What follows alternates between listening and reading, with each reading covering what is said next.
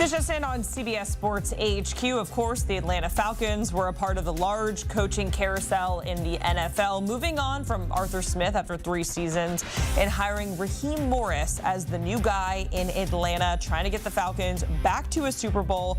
Atlanta officially introducing Morris as their next head coach. Let's take a listen. Wow, this is a pretty tight crew today, I can see. Got to loosen you guys up a little bit. I know Allison's back there. She's pretty excited about this. But I had to loosen the crew up. You know, this is not one of those tight situations. I want you guys to be comfortable in this environment with me because we'll be here a lot, right? And it's pretty cool. I want to start off by first thanking my family. I know they've been mentioned 3 times already, but I wouldn't be in this position without my immediate family, whatever you want to call them over there. But my wife, Nikki, my daughter, I don't even know. I can't even look at her anymore. My 13-year-old daughter, Maya. My 8-year-old little princess over there, Malia. And that little dude we call Jalen. Fired up to have those guys here for me, and what a wonderful deal. My mom and dad, I'm fortunate to be here and just delighted and doing it for the second time and getting this position and having your parents be a part of that and a part of getting back into the situation. Man, I can't tell you how good that feels as a son and as a person inside this family and being with these guys, and just everybody that came today to support me, and my in-laws, my brother-in-laws, my mother-in-law, everybody involved. And it is absolutely outstanding that they're all here with us. They're with me. My agent in the back, Brian Levy, he's got the camera. He thinks he's part of the media today. Outstanding guy, him and Cedric Saunders. And I wouldn't be here without the Lazans and their help and what they've done for me and everything that's happening with our family and everything that's moving forward. And I thank you guys for coming to support me today.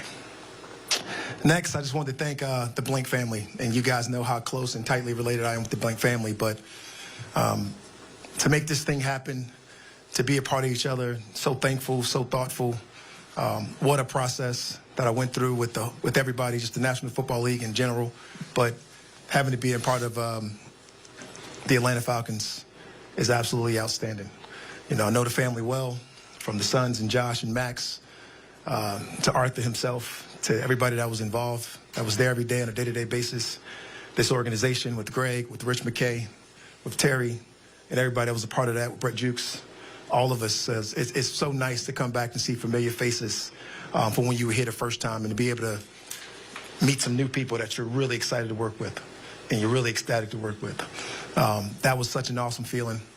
And I also want to thank the people where I come from in L.A. and the Cronkies and their family, and Josh and Stan, and just the all-out support that they gave me all the way from the top, going to Les Need, Sean McVay, Kevin Demoff, Tony Pastor, and the people out in L.A. were absolutely outstanding, and how they supported me through the whole process, how they've guided me through the whole process. They've let me grow. They've matured everything that you've done in this business, and some of those things. I want to let you guys know I do understand the importance of being the first black coach in Atlanta history without an interim tag. Understand the importance for that for us. Understand the importance for the people before me, the people after me, the current people right now. Understand the importance of that and how important that is to this city, particularly where we are right now in the mecca of black history, right? I think that's very important to acknowledge. The next thing I want to talk about is really the we factor. I am so excited to collaborate with Terry Fontenot and his family and our organization and his group and everything that they've done, right? Since I've left, they've done nothing but build pieces and get just a tight, knitted team put together. They've added to the culture that I can't wait to be a part of and add to. And I just think that was a really important factor for me to come back, and a really important factor of allowing me to come back and be a part of that. And I can't say enough about what the people around me have done moving forward and how we're going to move forward together. Make no mistake about it, right? The community supports us on Sundays to go out and win a game. And it's our job to support this community in a bigger way than you can even imagine. So I understand the importance of that as well. This Atlanta community is awesome. I can still remember the day of painting houses and all of our projects that we do. This whole family, this A&B group, is just an outstanding thing to be a part of, and I just can't wait to be a part of that thing and fully invested in doing all the stuff that we want to do with this community. And then the last thing I'm going to mention is the reason we're here. It's going to be a winning culture, and we're here to win football games. At the end of the year, there is only one team that's happy, And Terry mentioned it, but I've only been in that position twice in my career, and I can't wait to go back there again. And I can't wait to do it with you. You guys, the media, you're part of this too. You're part of this team. I know you guys are all serious because it's the opening press conference. You give me the mean looks, but I'll get that out of you soon enough. Let's shake this crowd up, man, and let's have some fun and let the next part of this press conference begin with David Bassley leading the way. All right, we'll go ahead and open up to Q&A. If you can raise your hand if you have a question, mic holders will get to you. We'll start off on the left with Michael Rothstein. Yeah, Raheem, you mentioned, obviously, this is not your, over here, other left. Sorry. You mentioned that this is obviously not your first go-around as a head coach. What did you learn from those 3 years in Tampa? I know it's a long time ago, but what did you learn from those 3 years in Tampa that gives you the confidence that will be more successful this time around? Mike, it's the overall maturity of the profession is really what you got to lean on. The overall growth. Since Tampa, I've dedicated really my professional development to helping whoever I worked for at the time. Right, I was fortunate enough to go to Washington and really work with Mike Shanahan and be around it and see a guy that's won Super Bowls as a head coach, be with him and just really develop, and him allowing me to be behind the curtain, so to speak. Moving forward to here with Dan Quinn and going through the process of what we were able to do and doing a lot of winning football games and being able to be a major part of helping and contributing to those factors. Having the ability to go out to L.A., get the job finished, being behind the curtains there as well, and being with that crew, Mike, has been one of the things that you just can't ever forget about. One of the things that you can never look over and glaze over is the accomplishments that you have in your career. But now coming back and being a part of the collaboration the shared vision, all the things you want to do with Terry and what he's starting to build, and so excited to come back and going through this process and really going through it in a detailed fashion. I think it's the things that help us move forward. I'm fully prepared. I've been preparing for this since the last day when I was in Tampa, right? And you spend the rest of your time and the rest of your coaching career, you finish up figuring out when you're going to be ready for that moment. And this is the moment. And now it's time to go, Mike, and I can't wait to do it with you, even though I can't find you in the crowd. That's a big deal, Mike. You asked in the first one. I thought we were going to zoom in. I mean, listen, I can't control that. Vegas. He's right? lost in his hat.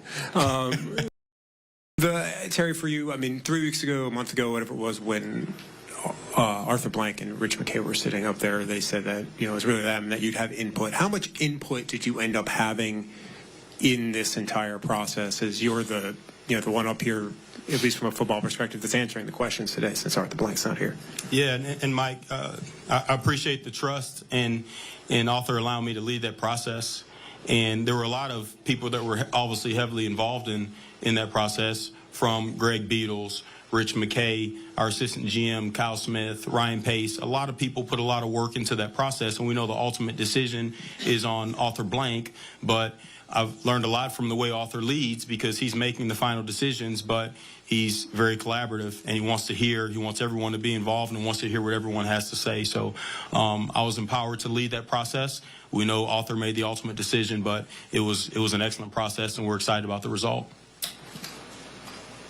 All right, right. Please state your name and affiliation. Absolutely. Hey, Coach, Rex Castillo from WRBL Newsfeed. First of all, congratulations on the job. Thank you. This coaching search had a lot of big names as well.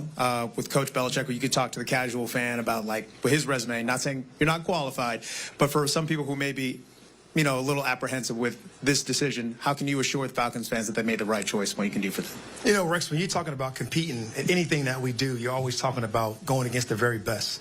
And Coach Belichick, and however you want to word it or however you want to write that, he's going to be considered the very best, if not the best, to ever do it in our profession. And I got so much respect for what he's done in his career. I would never, ever feel slighted or feel anything other way than what people would feel about a Coach Belichick, right? But you got a process in place, and you go through it and let the best man win. And whatever the case may be, I'm just fortunate to be sitting here in front of you. But to tell Falcon fans that we're going to go out there and do because of our football character, being accountable, being disciplined, being coachable, being dependable, I think those are the things that's got to get us going in the right direction.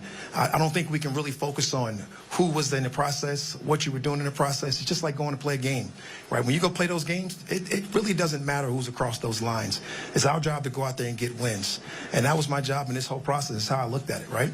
I got so much respect for anybody who's interviewed or been a part of this process that I can speak the world about all of them. And it's not just Coach Belichick. It's all of them. It's all the people that we interviewed. Now, Do I know the names? No, because they didn't matter at the time, right? Most of them were gray matter because it was just a competition. You're going out to present your best self, being your best self, being the best version of yourself, and that's all I can be every single day. Go back left to Allison. Hey, Coach. Allison! How are you? Good to see you again. At what point, I guess, when you left in 2020, could you ever have imagined that you would be back here being the head coach for the Atlanta Falcons? Allison, you hit the nail on the head. This is coming home. And when you get a chance to go back home in this profession, it is extremely important. And it is extremely critical to everybody involved. And that is a special moment, not just for me, but for my family, for everybody involved, for the media members that I see around that I know. I can feel the excitement through my texts. I can feel the excitement through the phone calls. I can look at DJ Shockley right now and feel the excitement, even though he's trying to be very serious in the back.